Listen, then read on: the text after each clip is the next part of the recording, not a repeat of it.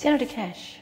Thank you, Madam Acting Deputy President, and I too rise to support the condolence motion moved by the Acting Leader of the Government in the Senate. And in commencing my remarks, I would just like to refer to an article in the West Australian newspaper today on page 2 entitled "Devastation," which outlines the current situation in my hometown of Perth. One of WA's most destructive fires in 50 years has razed more than 60 buildings and left dozens of people homeless. Premier Colin Barnett has declared the area around the fires in Kelmstott and Roleystone a natural disaster. Schools were closed, a bridge collapsed and power supplies were cut as about 200 firefighters tried to control the fire in difficult terrain. Late yesterday, officials said 64 buildings had been destroyed, another 28 homes had been damaged. Madam Acting Deputy President, there is no doubt that the damage caused by Cyclone Yassi, which hit the Queensland coast of northern Queensland less than 2 weeks ago, coupled with the devastating floods that caused so much tragedy and damage to Queensland last month, have centred Australia's and indeed the world's attention on the untold suffering and damage inflicted by nature on the people of the state of Queensland. Australians watched and waited as Cyclone Yassi was building up its ferocious storm power for about a week out in the Pacific Ocean, before sweeping in across the edge of the Coral Sea and striking the North Queensland coast at a Category 5 occurrence, with winds at the centre up to 285 kilometres an hour. As it crossed the coast, Cyclone Yassi wreaked unbelievable havoc on the coastal towns of Port Hinchinbrook, Mission Beach, Tully and Cardwell before proceeding some 900 kilometres inward towards Mount Isa. Fortunately, by the time Cyclone Yassi reached Mount Isa, it had dissipated to a severe rain-bearing depression, and the protective sandbagging which had been carried out in Mount Isa as a precaution was not required. Whilst massive damage to buildings, crops and infrastructure has occurred as a result of Cyclone Yassi, fortunately, loss of life has been limited. In the January 2011 Queensland floods, 22 people lost their lives, and this takes the total number of those who have died in the floods in Queensland since the 30th of November 2010 to 35. Sadly, in the Lockyer Valley region, there are still a number of people missing and they are now feared to have been lost. The January floods have caused massive property, crop and livestock damage, and it will be years before some of those in the path of the flood waters and those who were directly affected are back on their feet. In September last year, just 6 months ago, Victoria experienced severe flooding in many parts of the state. Some scientists have attributed these abnormal heavy rains to the strongest La Nina effect since 1973. Last month, Victoria had its wettest January in recorded history, and this rainfall has caused flooding across much of the western and central parts of the state, and only last weekend there was a heavy rain in metropolitan Melbourne and significant flash flooding as a consequence of the heavy rainfall. Houses and other buildings have suffered inundation in parts of Victoria, and crops, pastures and livestock have been lost to the floods. Potentially, the damage caused by Cyclone Yassi and the floods in Queensland and Victoria will cost billions of dollars in repair work to private property and public infrastructure, and the loss in both production and productivity will impact on the national gross domestic product. Madam Acting Deputy President, with today's instantaneous communications, the graphic horror of the effects of both Cyclone Yassi and the Brisbane floods were beamed into the living rooms of Australians and indeed transmitted around the world.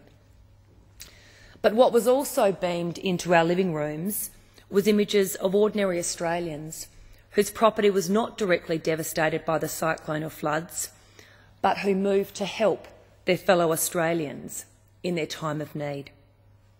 Images of the efforts of these fantastic volunteers, who were often seen waist-deep in water and covered in mud, helping out those who had suffered so much as a consequence of the floods, really typified what Australian mateship is all about.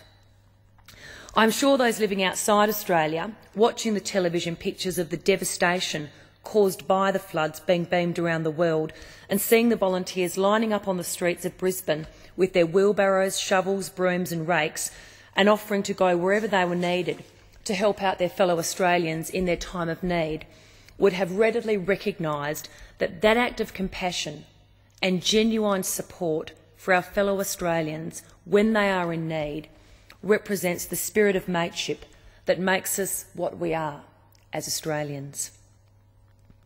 Whilst much media focus has been centred on Queensland, and for very, very good reason, I would also like to take this opportunity to ask the Senate to reflect on the massive floods that caused extensive damage to the Gascoyne region of my home state of Western Australia on the 19th of December 2010, only a week before Christmas. The December flood was followed by a secondary flood on the 6th of January this year, only 6 weeks ago. In some cases, those who managed to protect their property and crops from the December flood suffered severe losses as a result of the secondary flood. Some who suffered inundation in December copped a second barrage of water on the 6th of January and must have wondered when their luck would actually change for the better. The December flood was the worst flood which we have seen in the Gascoyne region in the past 50 years, and it saw the town of Gascoyne Junction, located 170 kilometres east of Carnarvon, actually wiped out. And the plantation owners and the pastoral stations located along the Gascoyne River lose millions of dollars worth of crops and livestock. The flooding was so severe that many of the buildings on the outlying pastoral stations suffered inundation and miles of fencing and other pastoral infrastructure has been destroyed. On Bidgemire Station, located 11 kilometres east of the Gascoyne Junction, which is owned by Lachlan and Jane McTaggart and which is 1.6 million acres in area, the floodwater engulfed the station home, and both Lachlan and his wife Jane were forced to spend the night on the top of a water tank, with their son Hamish and his wife Jodie on top of the adjacent water tank. The following day, the McTaggart family were airlifted to safety. However, the plight of their more than 1,500 head of cattle was uppermost in their minds. On Mullaloo Station, which is located near Gascoyne Junction, the floods ripped trees from the ground, whilst fences, windmills and tanks, which were part of this vast property, were destroyed. The town of Carnarvon, which is located 900 kilometres north of Perth, at the mouth of the Gascoyne River, suffered extensive damage, which affected in the vicinity of 100 homes and more than 150 plantations, which mainly produced bananas, mangoes and melons. The Carnarvon floods also caused extensive damage to public infrastructure, with the North West Coastal Highway actually washed away in a number of locations, and hundreds of kilometres of the highway shoulders and embankments have been severely eroded. There is no doubt that it will cost tens of millions of dollars to repair the flood damage to this road system alone. The extent of the damage in the Gascoyne and Upper Murchison region was so widespread that 7 regions, or 7 areas in the region, were actually declared natural disaster zones. These include Ashburton, Carnarvon, Exmouth, Murchison, Northampton, Shark Bay and the Upper Gascoyne. Madam Acting Deputy President, as with any natural disaster, the impact is far greater than just the economic and physical loss of property. Whilst houses and their contents are destroyed and businesses are forced to close and in some cases cannot reopen, because of the enormity of the loss and damage, there is significant ongoing trauma suffered by many people from the devastated area, which will last into well after the floods have actually receded. Some of the ongoing trauma will be related to the financial pressures that now beset them, and the additional pressure related to the fact that many people are unsure if their insurance policies will cover the losses caused by the flooding. I should advise the Senate that, like the many people who offered their voluntary support to those who were affected by the Brisbane floods, there were many Western Australians who volunteered to assist those affected by the Carnarvon floods. Unlike the Greater Brisbane area, which has a population of just over 2 million people, Carnarvon has a population of approximately 8,000 people. But notwithstanding the differing size of the population, there were many people who lived in the town or who were just visiting the town, because it was Christmas time and people were on holidays, who volunteered to help their fellow Australians in their time of need. In the Brisbane city area, the Lord Mayor Campbell Newman demonstrated great leadership by encouraging volunteers to assist flood victims, and he is now leading the charge to rebuild the city.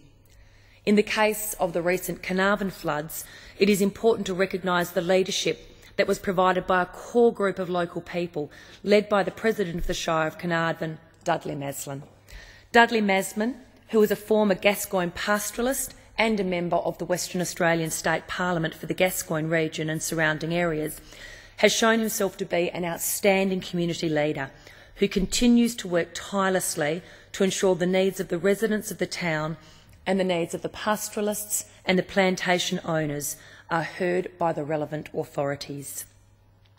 Under the leadership of Dudley Maslin, a number of other state agencies and private organisations worked together to assist the residents of the flood-affected Gascoyne region. Mr Maslin ensured that the Carnarvon Civic Centre was designated the region's evacuation centre, and at one stage, at the peak of the flood, we had nearly 200 people taking refuge in the centre. We had magnificent support from the personnel from the State Emergency Services, the Shire of Carnarvon and other affected local authorities, Fire and Emergency Services, the WA Police, Main Roads. But most of all, the volunteers demonstrated by their efforts the characteristic of mateship that distinguishes Australians from others. It was also pleasing to see the Premier of Western Australia, the Honourable Colin Barnett, visit the region to gain a first-hand appreciation of the extent of the flood damage and to offer support and assess the needs of the people.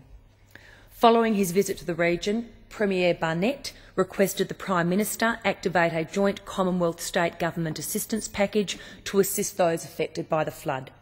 This request has been agreed to, so those affected by the flood damage will be able to access some funds to assist them in this difficult time. Madam Acting Deputy President, it is critical that we, as a nation, give generous support to assist our fellow Australians in their time of need.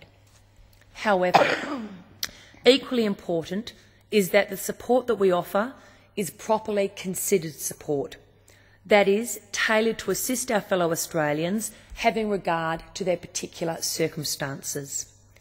It is also important to recognise that a one-size solution will not address the issues facing different sectors of our Australian community. For example, there is a need to distinguish the support needed by farmers in Victoria to that needed by pastoralists in the north of Western Australia and by residents in Cardwell who have suffered cyclone damage as compared to residents who have suffered flood or fire damage. The cyclone and floods in Queensland, the floods in Victoria and of course the bushfires in Victoria, which are still vividly imprinted on our minds, and the floods in Carnarvon and the Gascoyne region of Western Australia, and indeed the current bushfires in the Perth area, demand that we commit ourselves to assisting those in need. We offer our heartfelt sympathy to the families of those who have died or been injured, and to those who have suffered as a consequence of these disasters, remembering that there are many people who are relying on us not to forget them in their time of need. Madam Acting Deputy President, with those comments, I support the motion.